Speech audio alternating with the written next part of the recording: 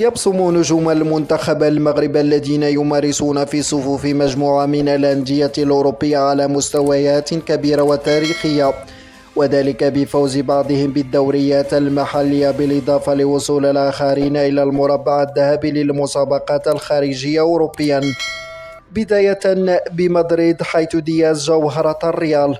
كان للدولي المغربي إبراهيم دياز دور حاسم السبت المنصرم في فوز ريال مدريد على قادش بنتيجة 3 أهداف مقابل 0 خلال المباراة التي جمعتهما برسم منافسات اليوم 34 من البطولة الإسبانية، حيث تمكن من تسجيل هدف رائع في الدقيقة 51، وقدم تمريرة حاسمة لجود بيلينغهام في الدقيقة 68 محققا لليغا رفقة الفريق الملكي.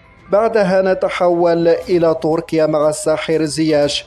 بلمساته الساحرة يواصل زياش تألقه مع غالاتا سراي التركي بعدما أسهم في فوزه على ضيفه سيفاسبور بسداسية مقابل هدف واحد الأحد الماضي لحساب الجولة 35 من منافسات الدوري التركي.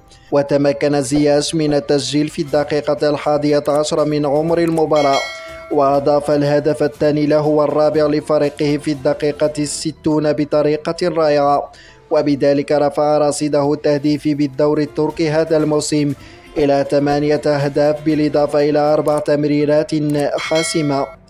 بعدها نتحول إلى الدوري الألماني مع مزراوي العائد من الإصابة. حظي الدولي المغربي نصير المزراوي بإشادة واسعة من الجماهير البافارية والصحف الألمانية، حيث عبرت عن إعجابها بالمستوى اللافت الذي يقدمه النجم المغربي رفقة بايرن ميونخ في دوري أبطال أوروبا.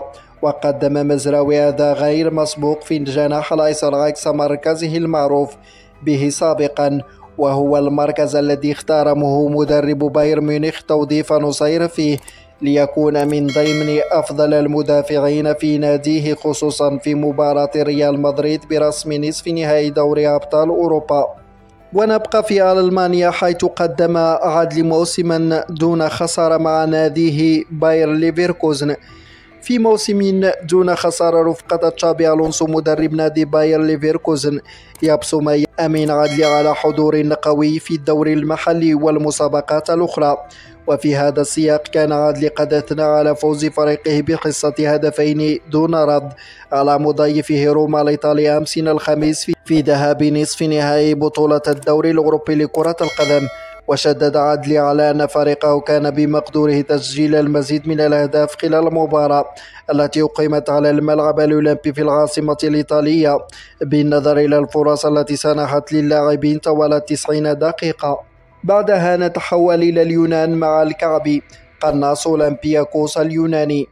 من جهته تمكن الدولي المغربي أيوب الكعبي رفقة أولمبياكوس اليوناني من التألق ولفت انتباه عديد من الأندية من الدوري السعودي لضمه في فترة الانتقالات الصيفية المقبلة. ويقدم الكعبي مستوى جيد وكبير رفقة ناديه اليوناني في مختلف المسابقات التي يلعب فيها النادي. وعقب هذا الحضور القوي من المرتقب أن يتلقى الكعبي عرضا رسميا مع نهاية الموسم الكروي الحالي من أحد الأندية السعودية المهمة.